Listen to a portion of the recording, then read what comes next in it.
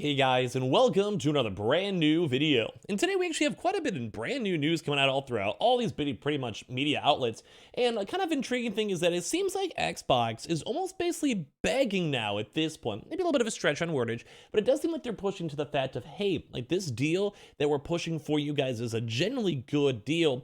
Please go and take it. And as well, they're also trying to go and kind of plead now with these regulators, basically saying like, hey, we are tiny, we are small. Sony has this huge market share and we need to compete. And once again, we have just little bits and pieces of all this drama from really big executives and lawmakers and everything all in between coming out and stating about all these things with this Xbox acquisition. So we're going to talk about this because there's a lot of brand new information and new statements and everything else in between. And as well, make sure you guys are subscribed with the notifications on as well for the brand new PlayStation 5 $500 or Xbox Series X giveaway. Very easy, go hit the link and get that easy hookup with that. And of course, we have the brand new Samsung SSDs that are all currently up on sale in the description and the comment section down below. Twitter and Twitch stream, Target and Amazon links all down below too. And let's dive into this video. So as we mentioned, Xbox is basically like pleading, begging. I'm sure you guys can tell by how the offers keep on getting just a little bit nicer and a little bit better. We even made a video how they're even offering like live streaming, like, the cloud gaming PS Plus type style in combination with everything else. And it kind of seems like PlayStation understands that it has leverage, that the leverage that they have is kind of a big deal, and it's enough to kind of support a lot of their causes. So Xbox themselves is now kind of coming out and talking about more stuff, where Xbox says its Activision deal is literally fair. Because please just take it. Because PlayStation has almost 5 times as many more exclusive games than what's ongoing right now with Microsoft.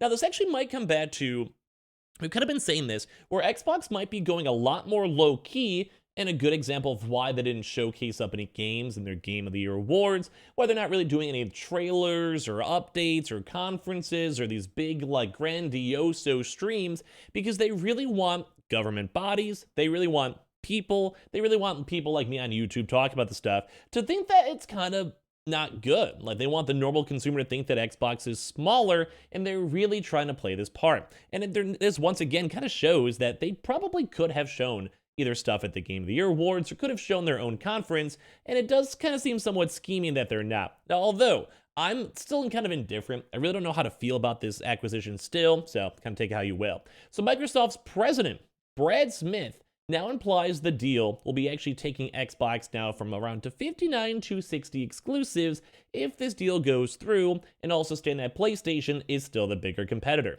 So with the US Federal Trade Commission now pursuing legal action to block the $69 billion purchase of Activision Blizzard, the House of Xbox is now making the case that the biggest acquisition in the games industry history would actually promote competition on the grounds that PlayStation already has way more exclusive games and also a larger share of the console market. Now, those statements are not lies. Right now, the PlayStation is outselling the Xbox, although you have to factor into that there's way more PC user bases on Game Pass, etc., than what it is on PlayStation. Although the PlayStation games that come up on Steam do very well, it's not like a consistent player base. It's not like they have, say Fortnite on PlayStation and PC. That's more of an Xbox type deal.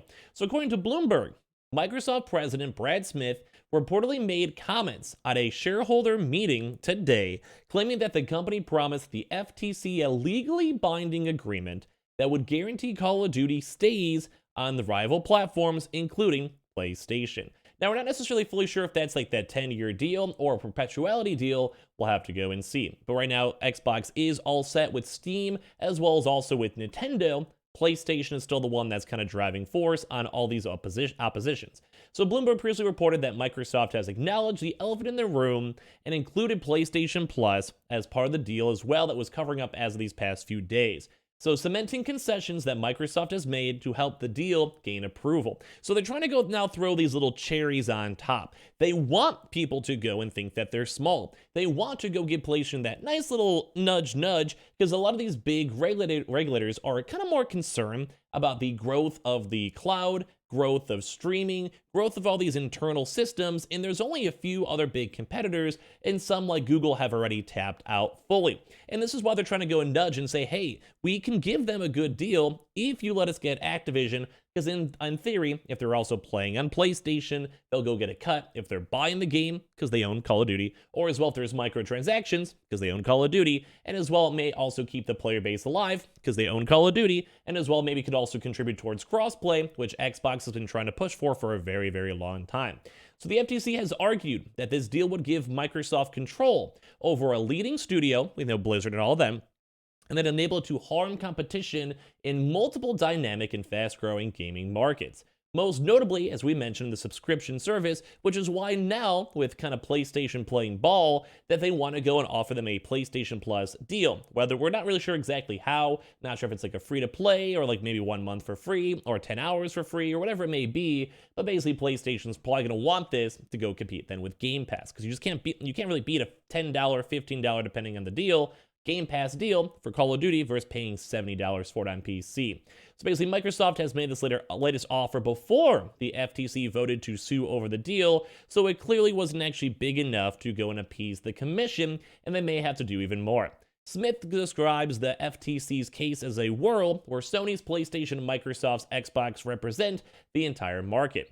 Sony has a 70%, which seems about right with how many games God of War, Forspoken on the way, Final Fantasy 16 exclusives on the way, PC market doing very well, although not as prominent as Xbox, and as well with they're already selling over 25 million consoles versus Xbox is expected 15 to 18 million, give or take. We'll have to see how the holiday numbers kind of go. So the ratio is definitely towards PlayStation. The single-player games are towards PlayStation, and right now Game Pass is hitting a slog as well in terms of current subscriber bases. So they basically have to go and first of all decide from the judge side is if there really is a lawsuit here, and if that would actually make the competition better or worse, depending on how this may go. A good example would be like at this point, would it just mean that Xbox would just go and zoom way far ahead and make them the 70-30, and then PlayStation just can't catch up and it'll keep on growing as time goes on because Game Pass this can be a loss leader?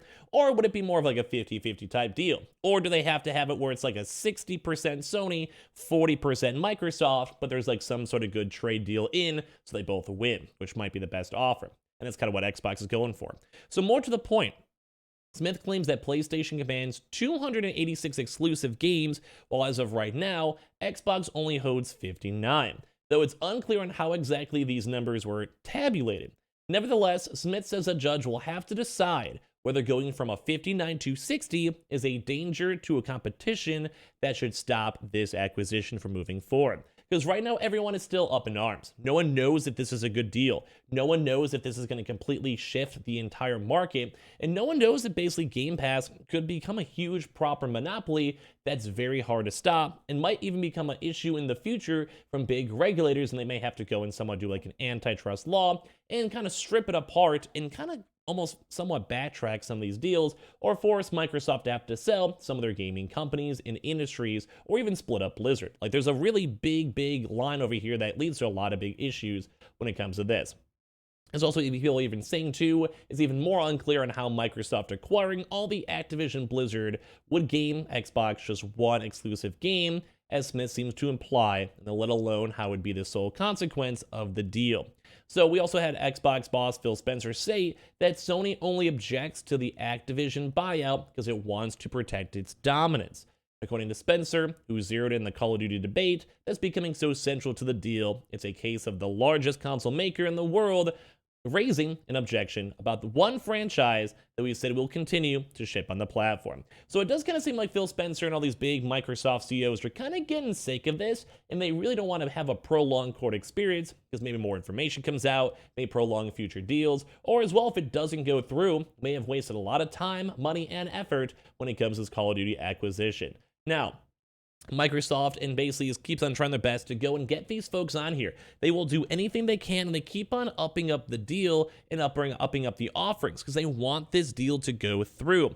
But it does suck because PlayStation's playing ball, and they want to get the best deal. If this deal has to go through, they want to have the best possible deal known to man. So do you guys think that Sony's taking it too far? Do you guys think that Xbox is trying to go and beg in their $1 trillion you just don't stop caring? We're seeing a lot more polarization these past few weeks as more information comes out, so I'd love to hear your thoughts and comments down below. And as well, if any of you guys are brand new, make sure you guys are subscribed with the notifications on, as well for the brand new PlayStation 5, Xbox Series X or $500 giveaway. We also do have the Twitter and Twitch room down below for bonus giveaway entries that'll be ending soon. We also have all the Samsung SSDs down below, so check those on out for sale. And of course, the Amazon and Target links too as well, all linked down below.